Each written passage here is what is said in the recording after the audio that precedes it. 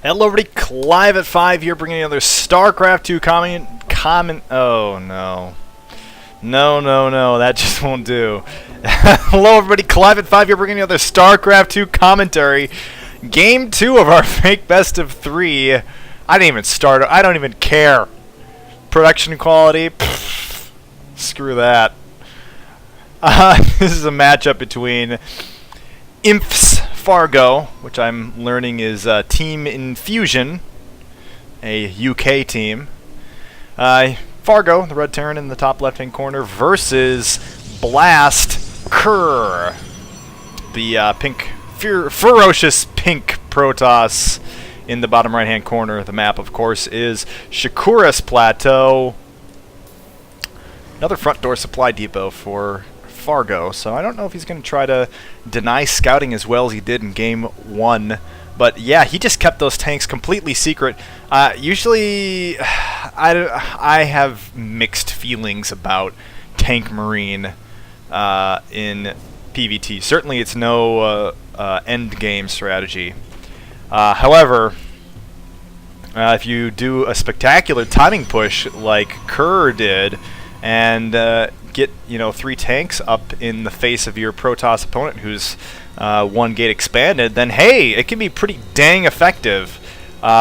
If Fargo had waited much longer, there would have been enough Colossus out right away to basically counteract whatever he chose to do. And you know what? It's actually been a while since I've seen one base play, which is a little on the refreshing side, gotta say. I really like big macro games. Of course, everyone likes big macro games. Epic, troop positioning, all the abilities flying all over the place. That jazz. But to see some really great timing pushes, that's something I haven't seen for a long time. And yeah, I went to the Spring Championship last weekend. He was going to try to... Maybe he purposely let the probe in. Peliki. I was going to say that Blast is a French team, by the way. I took French for many years, and I even translated Mac News for a French website for a few years as well. But I have absolutely no idea what that word means. Paluk. It's probably something dirty, would be my guess. And here I am swearing in French on my stream. Anyway, yeah, Blast is a Korean esports team. They actually do have a page on Team Liquid. I haven't seen anyone from Infusion. Let me see if they have a page. Team Infusion. So again, going Nexus first. I don't think he's scouted that Fargo's going Forge first. Forge first. What am I talking about? Here I am trying to dual task, looking at my my backup computer here for a page on Team Infusion. Now all of a sudden I'm calling command centers forges, and this next SCV is just waiting to plant down some photon cannons now that the forge is up. Oh, and here comes the Stalker Zealot pressure, and nice micro from these Marines. And of course, shuffling the damaged one to the back.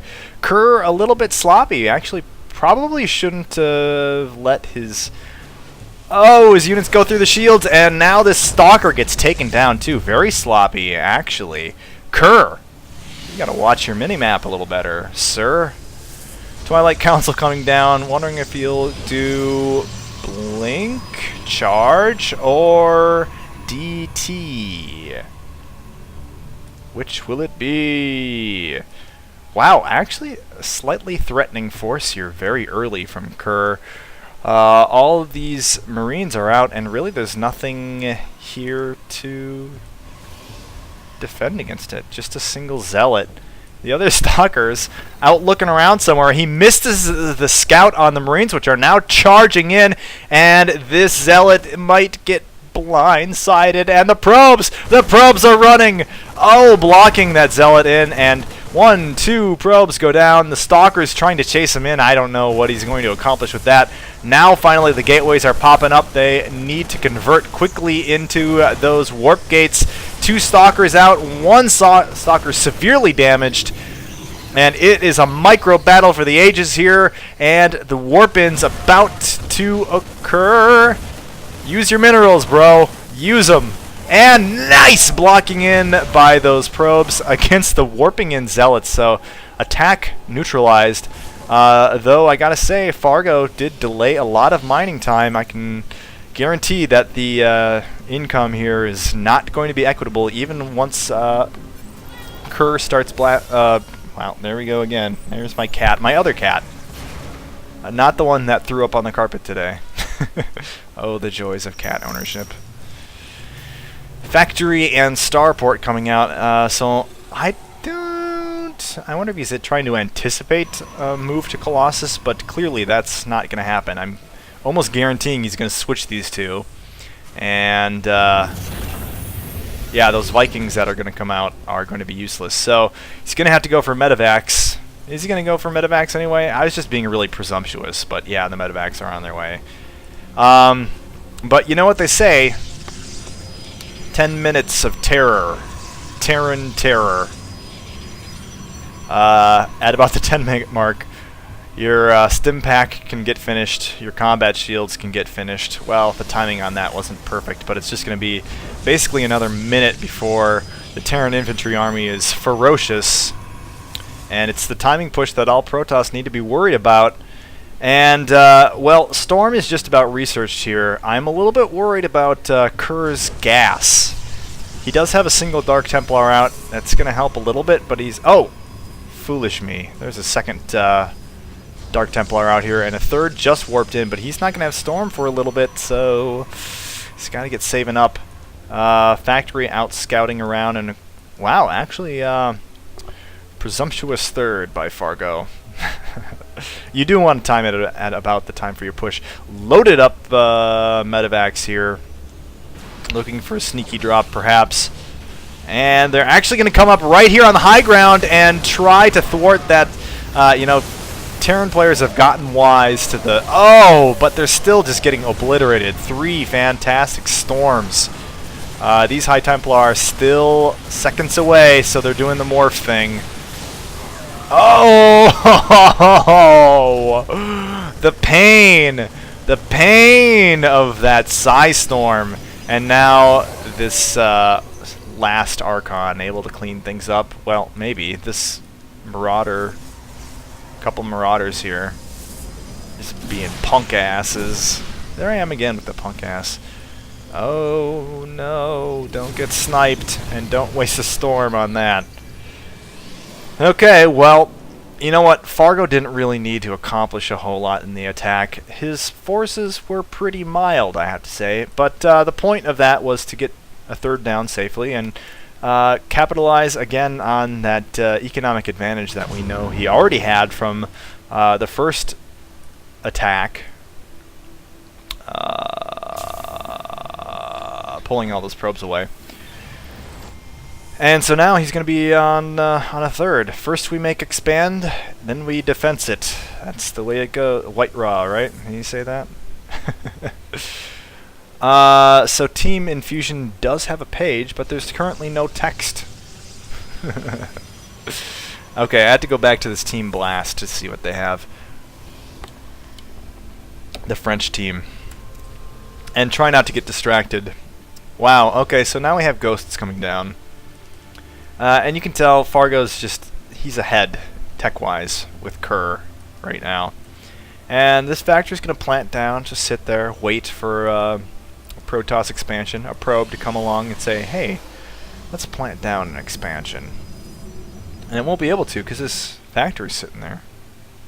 And then Fargo's going to say, mwah, silly probe.